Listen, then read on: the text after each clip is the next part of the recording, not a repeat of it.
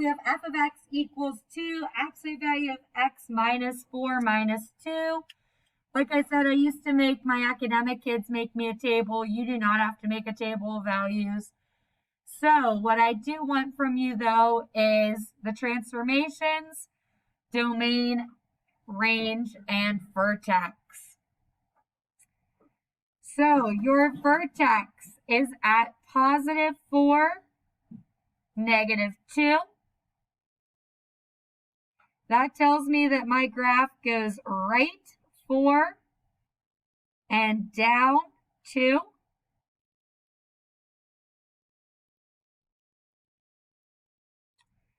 The slope is a positive 2.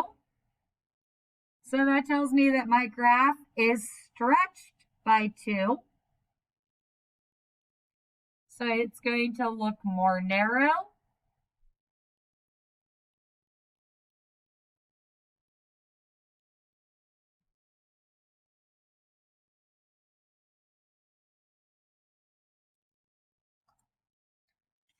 And again, the domain of all absolute values is all reals.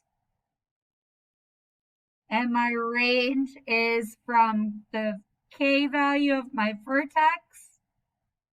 And in this case, the graph is open up. So it's negative 2 to infinity.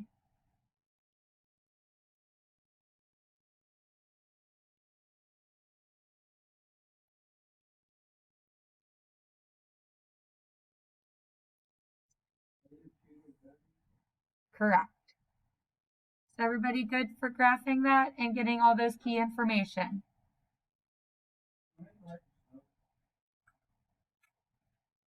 Only if you want points on your test.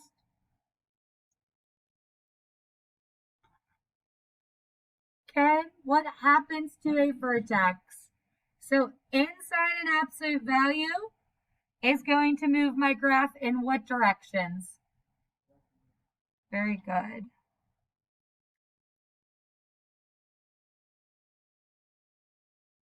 So this graph here goes which direction?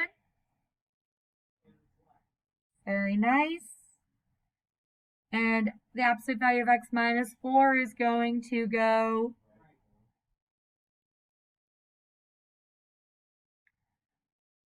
if the number is after the absolute value or outside the absolute value bars, then the vertex is going to be shifted how?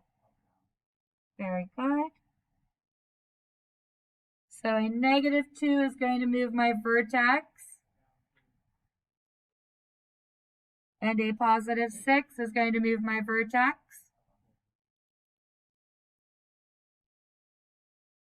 The value in front of the absolute value is representative of its slope. So if the value is greater than 1, then my graph is.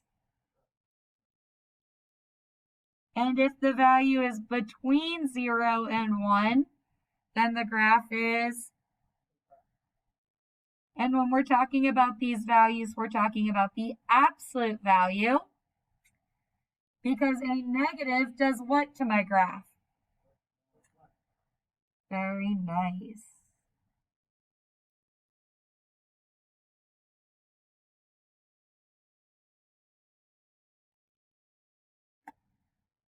All right. The remainder of time today is to be used on your homework assignment. So you're going to finish the rest of this packet.